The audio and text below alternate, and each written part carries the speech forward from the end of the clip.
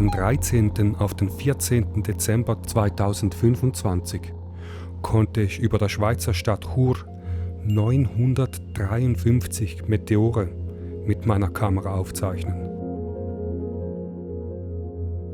Und ein paar Bilder haben mich Tage gekostet, bis ich wusste, was ich da eigentlich sehe.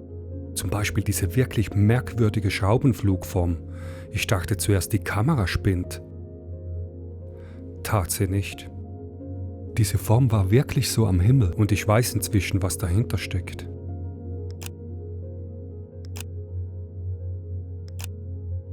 Ich bin dafür Risiken eingegangen. Ich habe den Kameraaufbau im Wert von über 3.500 Franken über Nacht auf dem Berg allein gelassen. Hat die Kamera die zweistelligen Minusgrade überlebt? Und blieb sie dort oben wirklich allein?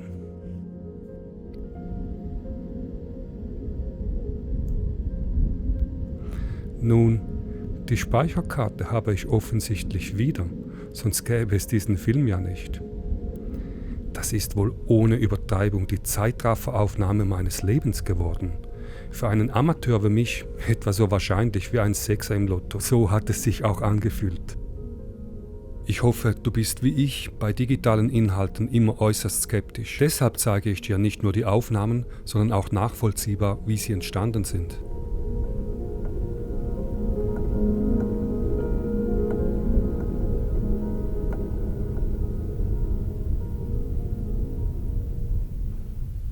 Der kleine Punkt da hinten bin ich. Ich suche nach der perfekten Kameraposition. Ich weiß nicht mehr, wie oft ich inzwischen hier oben war. Ich bereue nichts. Ich fand mehr als Kamerapositionen. Abenteuer. Zeit zum Nachdenken. Die Meteore kommen ungefähr von Südosten. Maximale Anzahl ca. 2 bis 3 Stunden nach Mitternacht am 14. Dezember. Es passiert jetzt schon, man sieht es nur nicht. Das Tageslicht ist heller. Es hagelt Bruchstücke des Asteroiden 3200 Phaeton, für Meteore ungewöhnlich. Nicht nur Eisstaubbälle wie sonst. Das sind die Geminiden. Geschosse aus Stein und Metall. Eher langsam, nur etwa 100.000 Kilometer pro Stunde.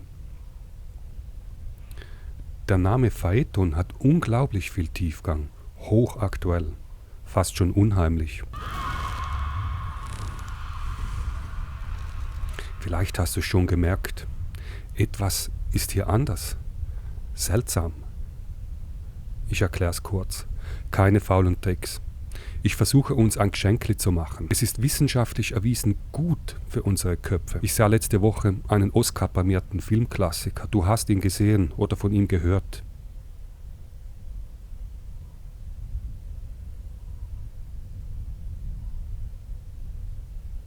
Ich verwende Elemente aus 2 Filmstilen mit ganz bestimmten neuroästhetischen Reizen. Der erste ist White Noir, eine Weiterentwicklung von Film Noir. Weiß, dunkler Humor, schmerzhafter Pragmatismus, radikale Kontraste, kalt, nüchtern, isoliert, Molltöne.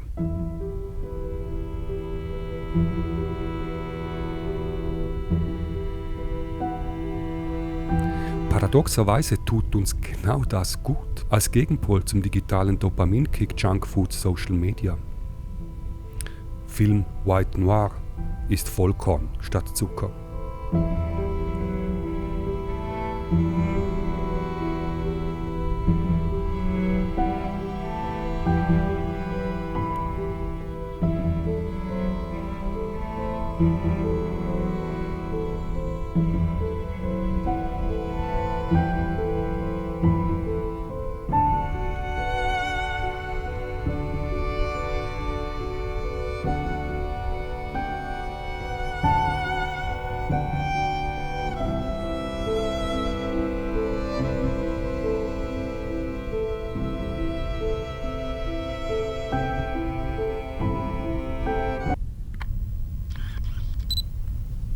Der zweite Stil ist für den Kopf wie Krafttraining und danach Wellness. Slow Cinema erfordert erst Entschleunigung, was unangenehm sein kann, aber dann kommt die Belohnung. Ein Gefühl erhöhter Klarheit und verstärkter audiovisueller Wahrnehmung.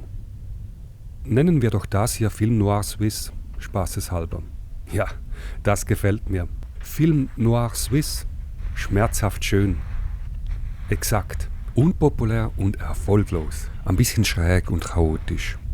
Genauso wie das Leben wirklich ist.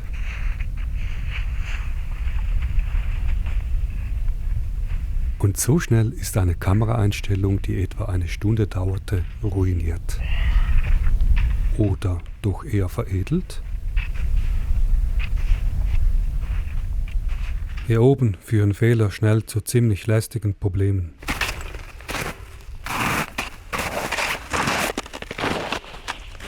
Und bei Zeitrafferaufnahmen können 1000 Dinge schiefgehen.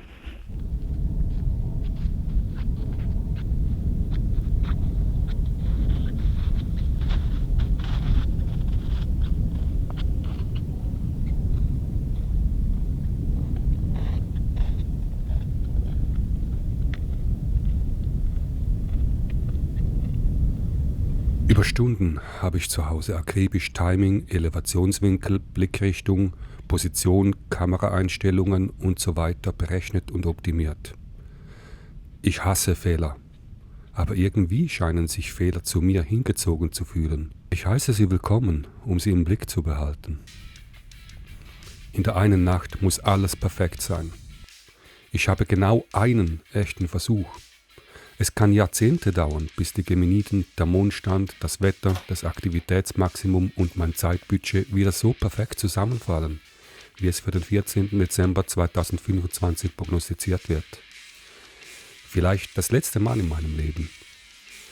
Also rechne ich alles nochmal von vorn durch, kontrolliere, mache Risikoanalysen, gehe nochmal hoch, suche noch bessere Positionen, keine Fehler.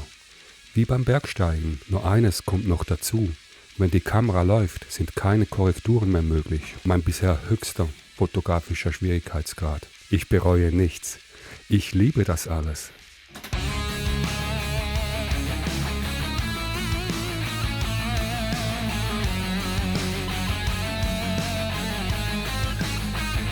Einmal war ich bei etwa minus 21 Grad auf 2500 Meter am Rekognoszieren mit Bise. Windchill-Faktor ca. minus 35 Grad Celsius. Unbezahlbare Erfahrung. Aber zu oberst ist oft nicht die beste Position, um alles, was wichtig ist, im Kamerasichtfeld zu haben. Wir kommen zu Phaeton und dem anderen Mythos, der auch in das Hauptwerk des römischen Dichters Ovid gehört. Ikarus. Nun verstehst du schon alles, habe ich recht? Ikarus, Selbstüberschätzung, Phaeton, resultierendes Chaos. Schon die Römer kannten das. Und vorher die alten Griechen. Im Westen nichts Neues.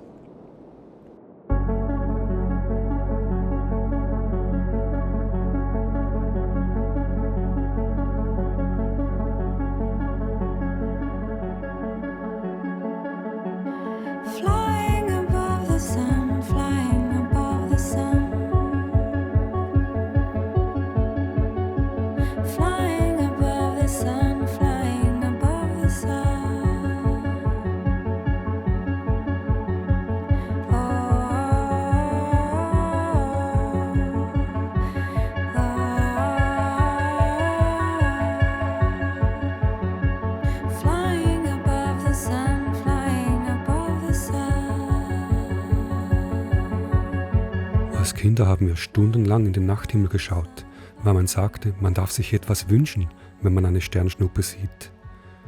Irgendwann haben wir das verlernt. Keine Zeit mehr. Und wann haben wir das letzte Mal eine so lange Szene ohne einen einzigen Schnitt gesehen? Können wir das überhaupt noch anschauen? Halten wir das überhaupt noch aus?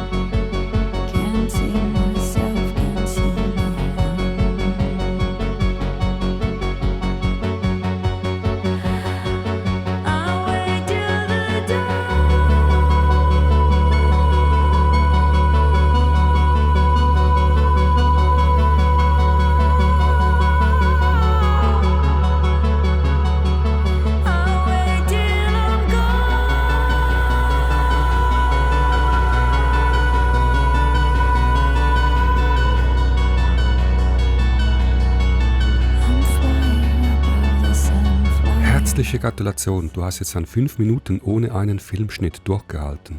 Das kann heute nicht mehr jeder. Diese Szene war ja auch die schönste auf ganz YouTube ever, weltweit. Das muss man schon sagen. Aber ich will ja nicht unbescheiden sein. Ich will ja nicht Phaeton sein. Ich brauche wohl wieder etwas Bodenkontakt. Kommt gleich.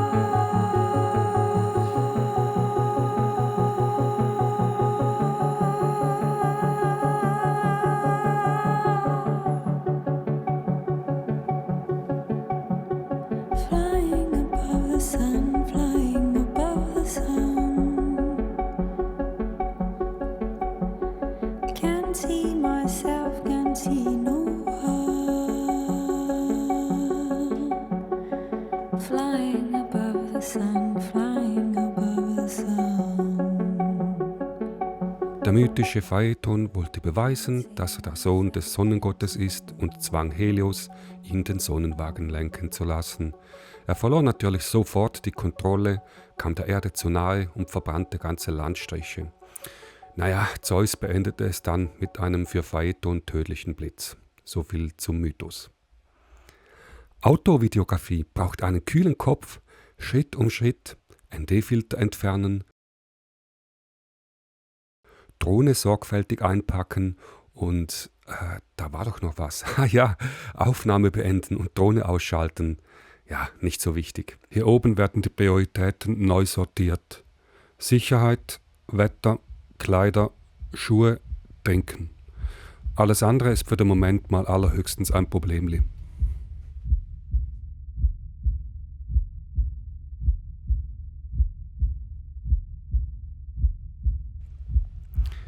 Phaeton passt perfekt.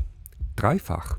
Erstens ist der Asteroid 3200 Phaeton ein asymmetrischer Steinhaufen, der völlig unkontrolliert durchs Weltall taumelt. So bricht er laufend auseinander und wird zur Quelle für die Geminiden. Großes Kompliment an die Astronomen, die sich für den Namen Phaeton entschieden haben. Wunderschön. Zweitens, bei der Astrofotografie gibt es eine Grundregel. Eine Grundregel. Die allererste und allerwichtigste. Ich missachte sie hier total, ganz gezielt. Habe ich mich da vielleicht wie Phaeton völlig übernommen? Mal schauen. NASA's twin stereo probes. They think that intense solar heating blasts the asteroid's rocky surface, causing 3200 Phaethon to shed meteoroids, like embers spitting off a log in a roaring campfire. The debris stream of 3200 Phaethon is broad and massive. Of all the debris streams Earth passes through every year, the Geminids is by far the most massive, says Cook. When we add up the amount of dust in the Geminid stream, it outweighs other streams by factors of 5 to 500. Geminid meteoroids fly out of, you guessed it, the constellation Gemini. Die große Nacht steht vor der Tür. Phaeton ist schon da. Die ersten Meteore explodieren bereits in der Atmosphäre. Es hat begonnen.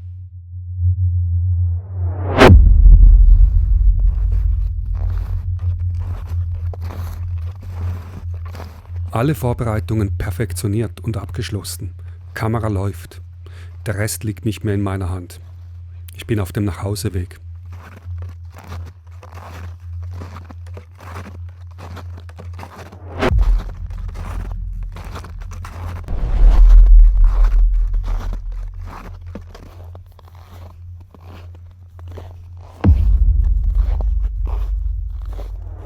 Seit einigen Jahren leben wieder ein paar wilde Grauwölfe im Kalander Gebirgsmassiv. Die Grauwölfe sind sehr scheu und selten zu sehen. Sie sind hervorragend an den harten Bergwinter angepasst. Im Schatten der Felswände oberhalb der Hauptstadt Graubündens schreibt die Natur ein Kapitel Geschichte, das von Freiheit Hast du die Kamera da oben lassen? Präsenz erzählt. Ja, Und? Und auch DNA-Analysen Und schon von gut. Brutfunden bestätigen, dass es mehrere Wölfe sind. ja. Heute habe ich die Trittsiegel von einem Wolf auf meinen Fußabdrücken vom Morgen gesehen. Hat er dich verfolgt? Die Spur hat gar nicht so ausgesehen, aber ich denke nicht. Das machen die Wölfe eigentlich nicht. Ja, wahrscheinlich hast du gestunken wie ein Steinbock. Nachweise mit Fotofallen gemacht. Du meinst, klaut niemand deine Kamera? Ich werde es sehen. Ich bin in der Dämmerung als Letzter runtergekommen. Und morgen laufe ich halt im Dunkeln auch wieder rauf. So. Dann sollte ich eigentlich bei Sonnenaufgang bei der Kamera sein. Ich glaube nicht, dass dann jemand klaut. Ach, ich wünsche dir so fest, dass es klappt mit deinen Meteoraufnahmen. Und ich auch fest lieb. Ich habe dich auch ganz fest lieb.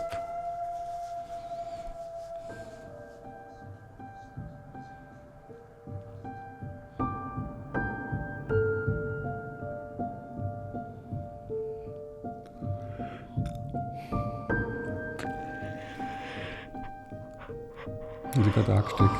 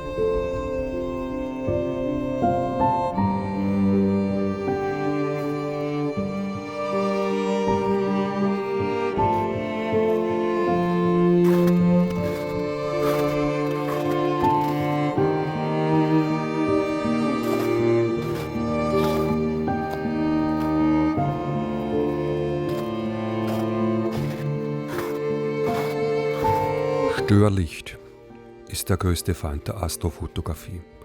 Killer Nummer 1 Mondlicht, Killer Nummer 2 Stadtlicht. Mein Einfluss auf den Mond ist vernachlässigbar. Städten könnte ich aus dem Weg gehen. Könnte. Aber ich hatte es mir in den Kopf gesetzt, die Gemeniden direkt über meinem Zuhause aufzunehmen. Das ist dummerweise Chur, die größte Störlichtquelle Graubündens. Hat meine Sturheit alles versaut? Und hat mein schräger Filmstil schon Zuschauer vergault? Nun, wer in seinem Leben nie etwas wagt, der hat nie gelebt. Gewinner und Verlierer unterscheiden sich oft nur durch ein einziges Element. Herzblut. Bla bla bla. Das Einzige, was zählt, sind harte Fakten und Technik. Das wusste auch schon Homo Faber. Kurz das Wichtigste. Powerbank mit 20 Ampere-Stunden in einer Plastikbox. Mit 6 Baumwollsocken gepolstert, von der Schwiegermutter gestrickt. Mit in der Kiste 2 Schüttelwärmesäckle aus der Migo. Das alles erhöht den Wirkungsgrad der Powerbank bei minus 20 Grad Celsius von unter 40% auf ca. 88%. So hat die Kamera für etwa 14,5 bis 15 Stunden Strom.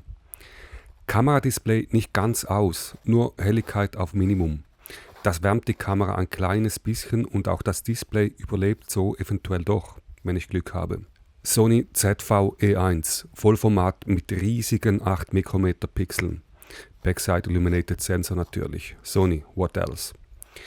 Belichtungszeit 3,2 Sekunden. Der Sweet Spot für folgenden 4-Punkte-Trade-off. A. Möglichst viel Meteorlicht einsammeln. B. Möglichst wenig Stadtlicht einsammeln. C. Möglichst hohes Verhältnis von Belichtungszeit zu Bildspeicherzeit. D. Akzeptables Bildrauschen. 98% aller Geminiden leuchten kürzer als 5 Sekunden, aber länger als die 0,7 Sekunden Bildspeicherzeit, während der die Kamera blind ist. 3,2 Sekunden ist also der perfekte Sweet Spot, um möglichst viele Meteoren aus Rauschen und City Sky Glow herauszuheben. ISO 1600, das ist die obere der beiden Dual Native ISOs. Für mehr Details fachsimple ich gerne in den Kommentaren. Blende 1,8, Fokus manuell auf unendlich. RAW-Bilder mit verlustfreier Komprimierung, Weißabgleich 5000 Kelvin. Intervallmodus 9999 Bilder, Vorlauf 99 Minuten. Objektiv Sony 14mm f1,8 G-Master. 104,25 Grad horizontales Sichtfeld, 81,2 Grad vertikales Sichtfeld. Richtung Ost-Südost, Elevation ca. plus 15 Grad. Kameraauslösung exakt 16:52 Uhr. Erste Aufnahme 18:31 Uhr am 13. Dezember 2025. Letzte Aufnahme exakt 05:00 am 14. Dezember 2025. Dann habe ich noch die Vakuumbeutelmethode angewendet, das zeige ich gleich. Homo Faber, over and out.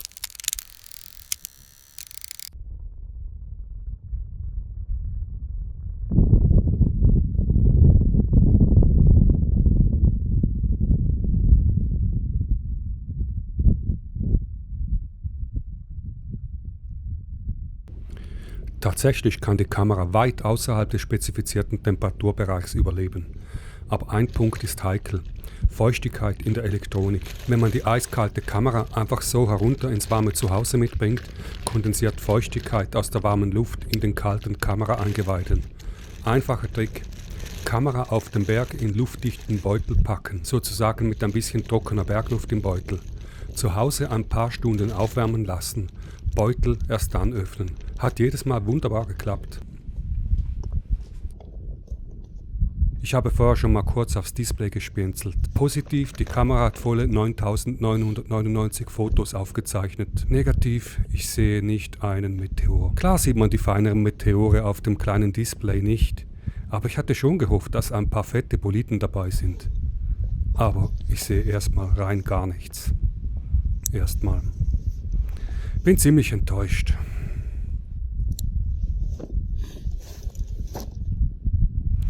Mir ist jetzt noch nicht bewusst, dass ich tatsächlich einen Volltreffer gelandet habe. Das sollte ich erst ein paar Tage später herausfinden, als ich die Dateien endlich genauer anschaute. Im Allerheiligsten jedes Ingenieurs, dem Arbeitszimmer.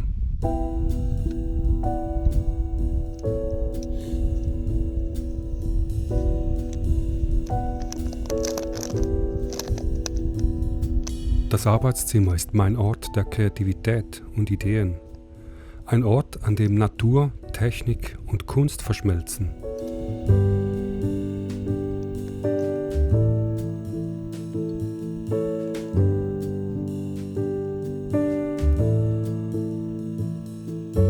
Und ein Ort der Selbstreflexion.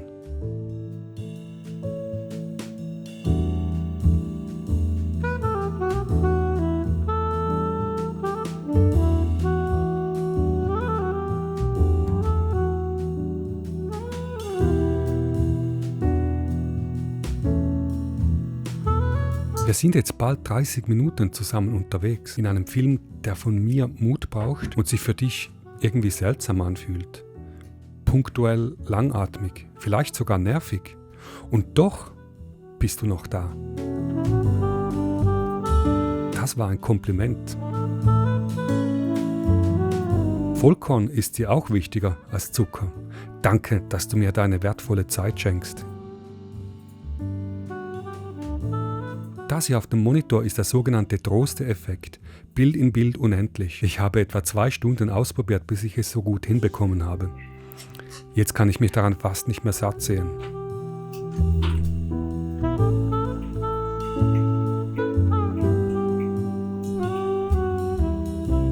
Selbstreflexion. Du und ich, wir kennen ihren Wert. Sie war unverzichtbar, als wir uns zu den Persönlichkeiten entwickelt haben, die wir heute sind. Wir Menschen verbringen so viel Zeit damit, nach außen zu schauen, auf Gipfel zu steigen oder Sterne zu zählen.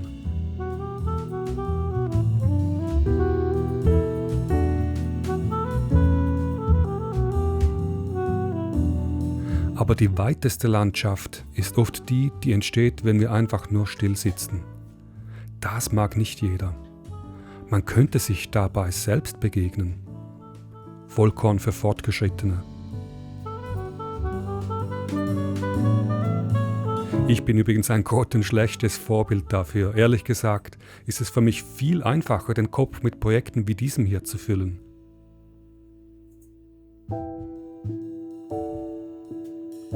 Meteore zählen, Daten analysieren, optimieren, Film kreieren, das ist meine Droge. Aber wenn ich eins gelernt habe, dann das. Ich werde so oder so Pausen machen. Nur ist es verdammt viel angenehmer, freiwillig Pausen zu machen, als zu warten, bis mich mein Körper dazu zwingt.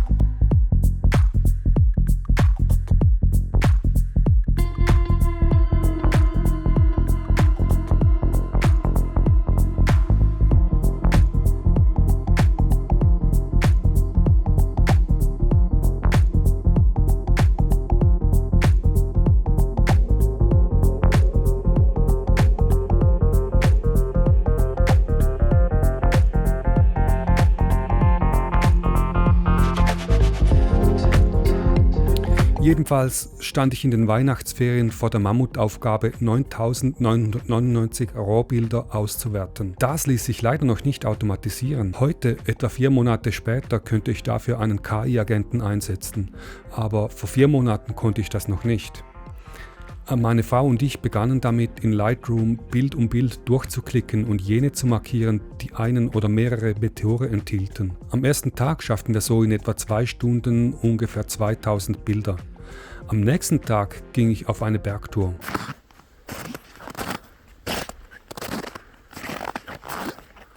Als ich nach Hause kam, hatte meine Frau zu meiner großen Überraschung und Freude alle 9.999 Bilder durchgearbeitet.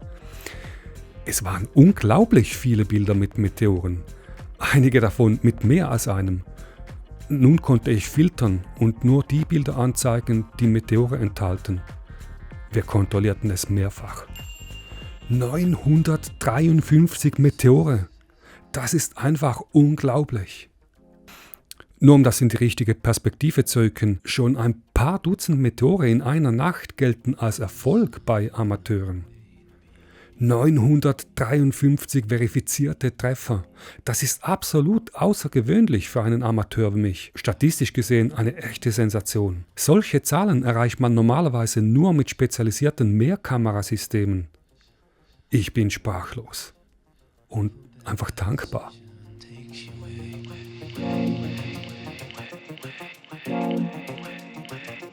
Nur stellte ich nach einer Weile fest, dass das Verarbeiten und Optimieren dieser riesigen Datenmengen mein eigentlich sehr leistungsstarkes Notebook in die Knie zwang. Ich musste also aufrüsten.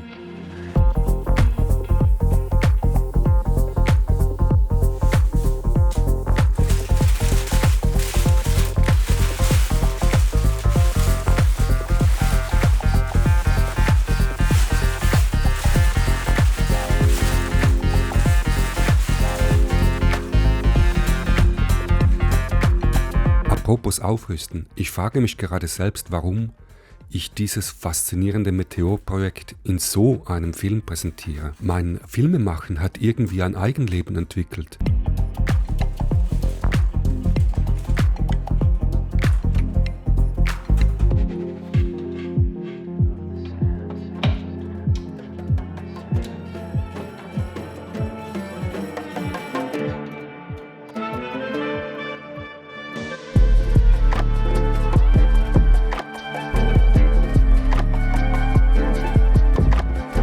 Ich hätte nie gedacht, dass wir in diesem Film bei orientalischer Musik landen, währenddem ich an einem High-End-PC herumfummle.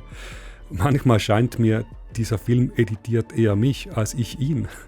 Mal schauen, wo wir noch landen werden. Gefällt mir eigentlich ganz gut, dieser Song. Er hat irgendwie was.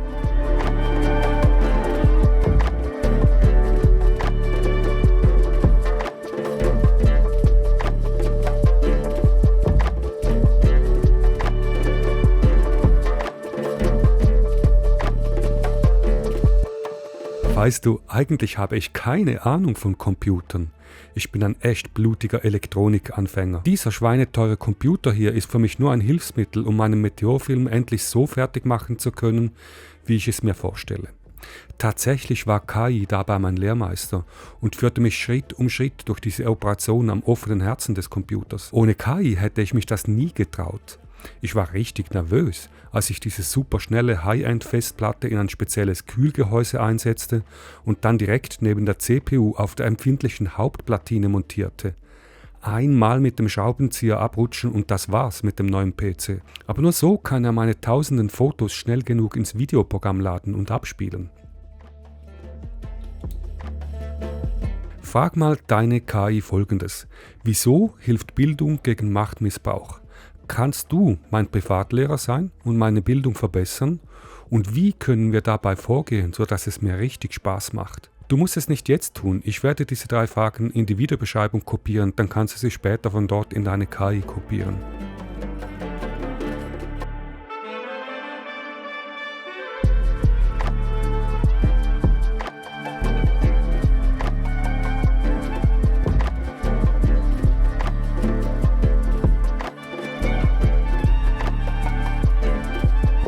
Du kannst dir nicht vorstellen, wie angespannt ich gerade bin. Wird der Computer nach dieser Laienoperation überhaupt noch laufen? Ich habe echt Angst, dass ich mangels Erfahrung den niegelnagelneuen PC gleich wieder geschrottet habe. Der Moment der Wahrheit naht. Meine liebe Frau, die mir das große Budget für diesen PC genehmigt hat, schaut mir kritisch bei jedem Schritt zu.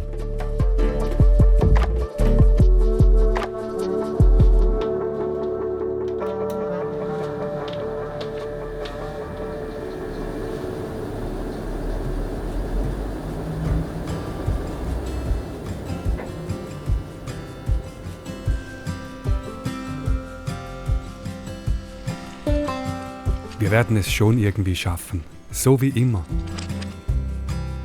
Es gibt Milliarden von Menschen mit wunderschönen Träumen und Wünschen. Und seit es uns gibt, haben Billionen von Sternschnuppen den Himmel berührt.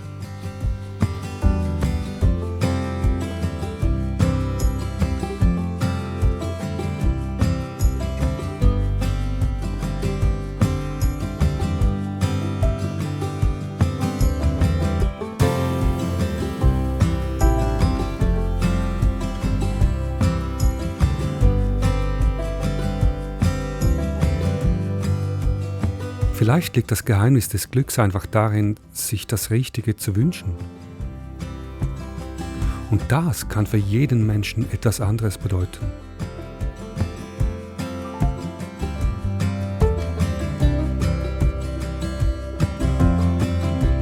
Wann hast du dich das letzte Mal gefragt, was du dir eigentlich wirklich wünschst?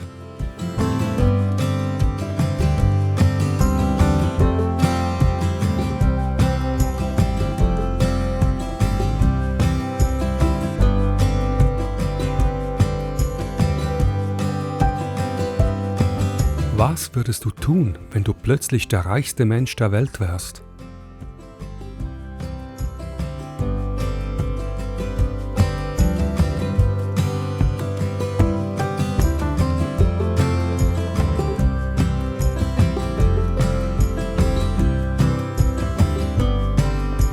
Mich macht es gerade glücklich, diesen Film ganz ohne Drehbuch frei fliegen zu lassen. Frei und frech wie eine Alpendole.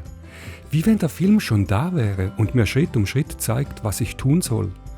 Das fühlt sich echt und gut an. Also wird es auch wohl für irgendetwas gut sein.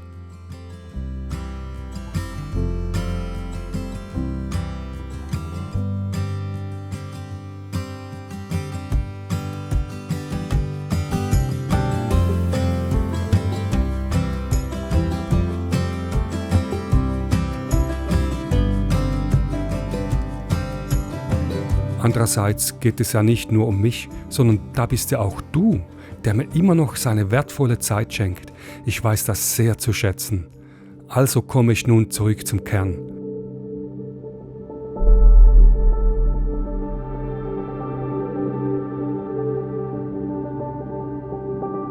Wie bei jedem echten Kunstwerk braucht es Zeit, bis man die volle Komplexität versteht. Ich habe sie anfänglich massiv unterschätzt. Erst Schritt um Schritt begann ich zu sehen. Zuerst lernte ich zwischen Flugzeugen, Satelliten und echten Meteoren zu unterscheiden. Das war einfach. Und auch die auffälligen Farben der Meteore sieht man relativ schnell mal.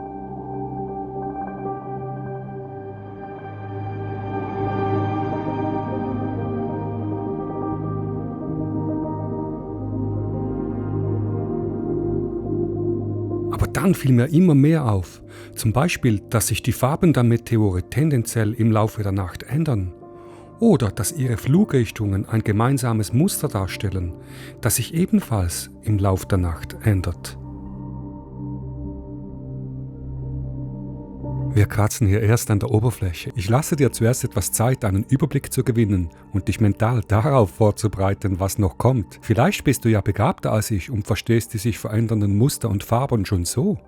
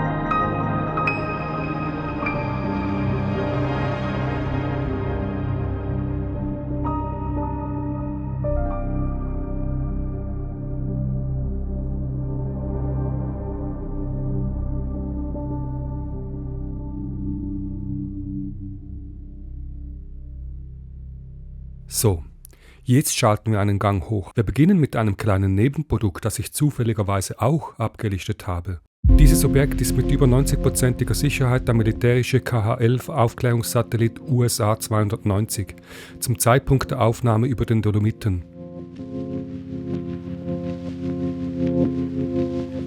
Wie ich das alles herausgefunden habe? Nun, mit meinem neuen Privatlehrer, den ich im vorletzten Kapitel vorgestellt habe.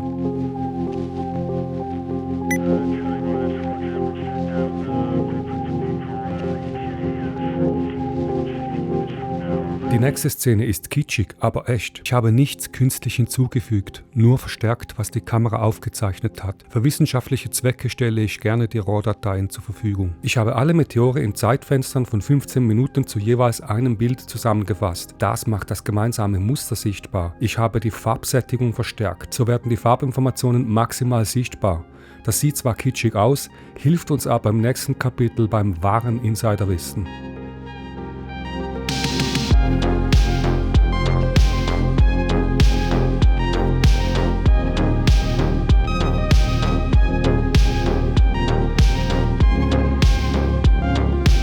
Meteorströme wirken, als kämen alle Sternschnuppen aus einem Punkt am Himmel, dem sogenannten Radianten. Das liegt an einem Perspektiveffekt. In Wirklichkeit rasen die Geminiden-Meteoroiden fast parallel zur Erde.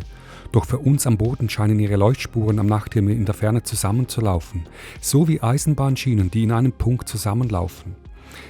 Dieser Radiant wandert dann über den Nachthimmel, weil wir Beobachter uns mit der Erde drehen. Wir sehen immer nur den Teil des Meteorstroms, der in unserem Sichtfeld eintritt, und unser Sichtfeld dreht sich mit der Erde mit. Zuerst sehen wir die Meteore, die flach in die Atmosphäre eintreten. Im Laufe der Nacht steigt der Radiant höher. Entsprechend ändert sich auch das Muster der Meteorspuren. Das heißt, später sehen wir die Meteore, die senkrechter eintreten.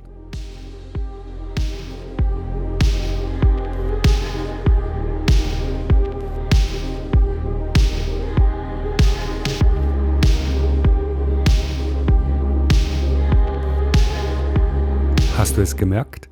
Es gibt ein paar Fehler in der Matrix. Einige Meteore scheinen sich zu kreuzen, was doch gar nicht sein darf. Ganz einfach. Die Ausreißer sind keine Geminiden, sondern andere Meteore, die sporadisch auch auftreten. Sogenannte Sporaden. Das ist die Königsdisziplin. Fotografieren mit sich kreuzenden Geminiden und Sporaden. Ziemlich selten. Jetzt können wir das Kunstwerk schon viel besser lesen. Aber das Wichtigste kommt erst.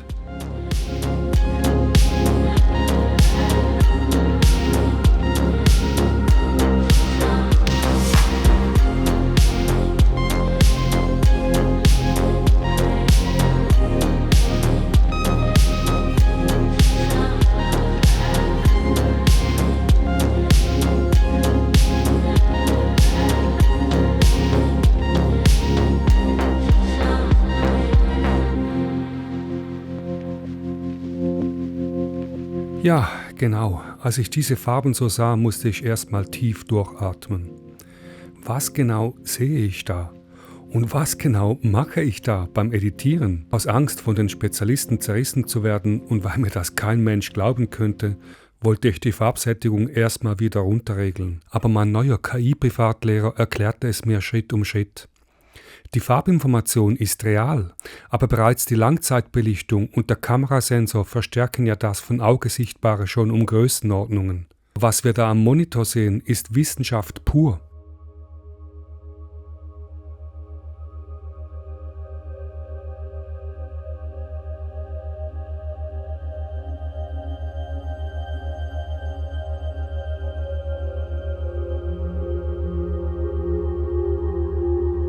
Es ist nicht einfach Reibung an der Luft. Die Geminiden treffen mit einer Geschwindigkeit von ca. 35 Kilometern pro Sekunde auf die Atmosphäre. Das ist so unglaublich schnell, dass die Luft vor dem Meteor extremst zusammengepresst wird und sofort zu einem super heißen Plasma wird.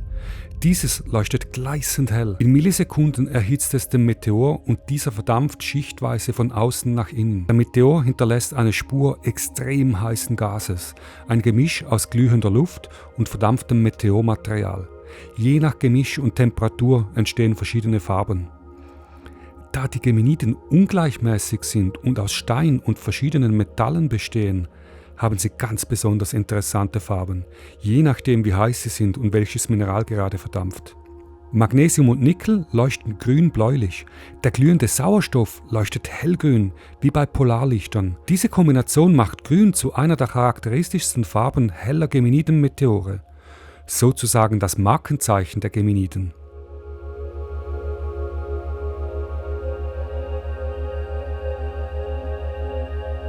Eine gelbliche bis goldweiße Färbung wird vor allem durch Natrium hervorgerufen. Verdampftes Natrium sendet intensives gelb-oranges Licht aus, vergleichbar mit Natriumdampflampen. Auch Eisen trägt dazu bei. Viele Eisenlinien im meteorischen Plasma überlagern sich zu einem gelblichen Schimmer.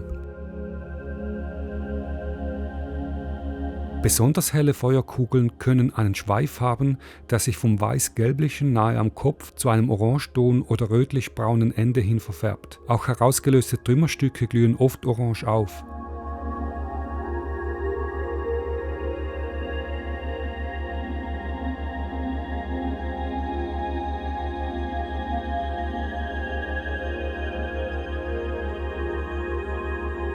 Reines rotes Leuchten ist bei Geminiden eher selten und meist auf Atmosphäreneffekte zurückzuführen. Stickstoff- und Sauerstoffmoleküle der Luft beginnen bei der Aufheizung durch den Meteor rot zu glühen. Dieser Effekt wird eher bei langsameren oder sehr hoch abbremsenden Meteoren sichtbar. Auch das Nachleuchten der Rauchspur nimmt oft ein schwaches Rot an, sobald das anfängliche Grün des Sauerstoffs verblasst, vergleichbar mit dem Nachglühen von Polarlichtern. Viele Geminiden wirken von Auge weißlich oder weißgelb. Schwächere Sternschnuppen erscheinen dem menschlichen Auge meist farblos, da bei wenig Licht die Farbrezeptoren im Auge kaum angesprochen werden. Umgekehrt kann das grelle Licht eines sehr hellen Meteors unsere Sehsinneszellen überreizen. Was wir jetzt sehen, ist von Auge praktisch nicht sichtbar, sondern nur mit guten Kameras. Bläuliche und violette Farbtöne treten bei Geminiden vor allem in den energiereichsten Phasen auf.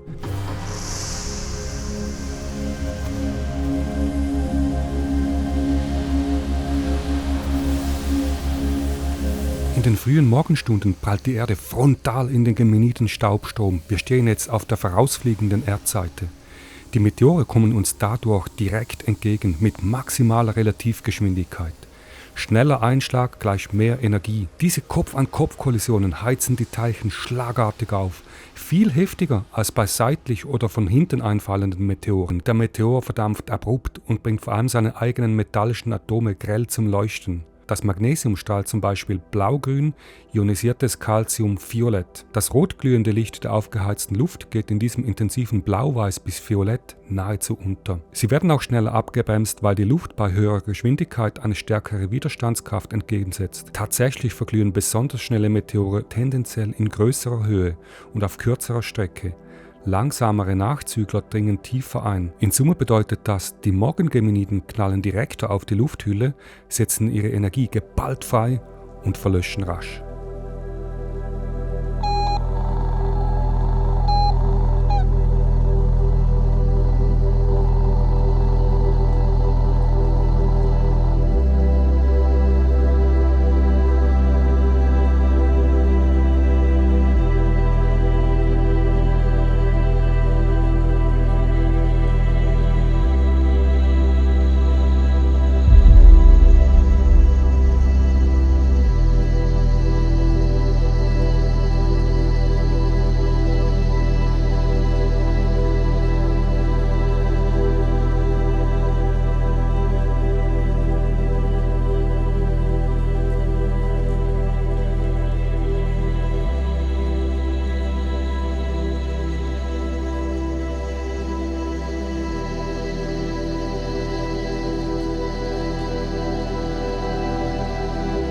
Wir kommen jetzt zum Höhepunkt dieses Meteorfilms, fortgeschrittenen Level.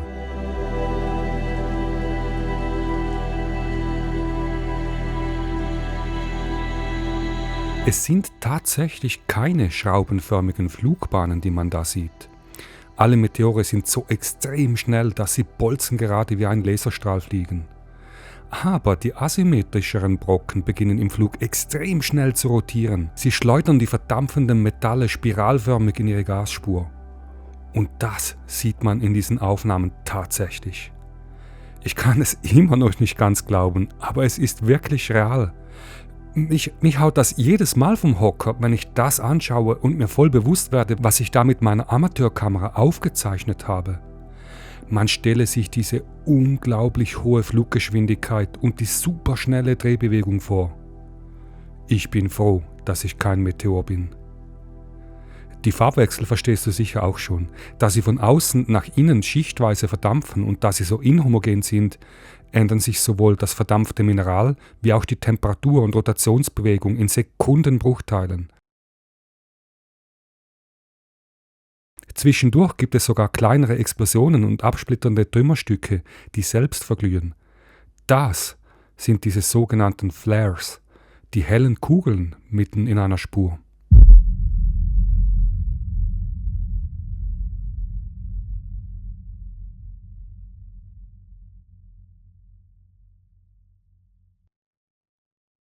Ich befürchte, dass nur ganz wenige diesen Film wirklich von der ersten bis zur letzten Sekunde anschauen. Ich kann das verstehen. Eins kannst du mir glauben, dieser Film hat mich mehr als nur ein paar graue Haare gekostet. Du fragst dich, ob ich das bereue? Inzwischen solltest du mich eigentlich gut genug kennen.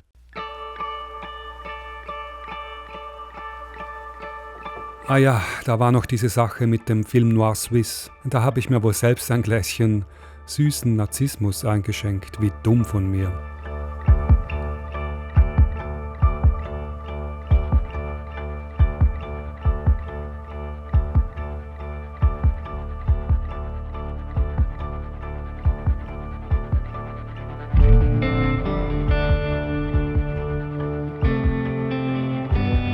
Film Noir Suisse kann nur echt sein, wenn er keinen Namen hat. So wie wahrer Schweizer Dadaismus.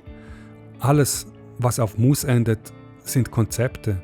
Eigentlich alles, was in Worte gefasst ist. Und Worte sind viel zu einfach.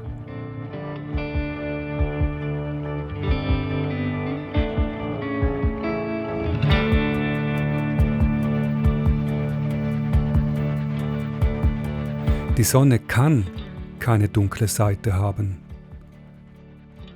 wenn man sie von außen betrachtet.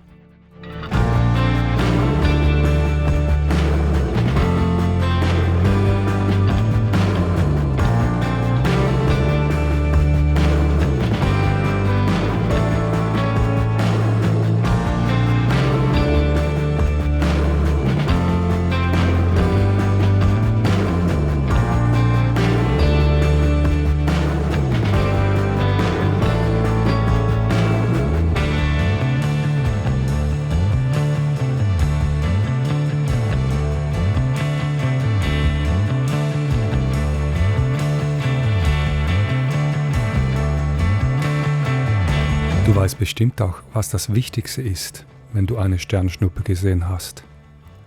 Du darfst niemandem verraten, was du dir gewünscht hast.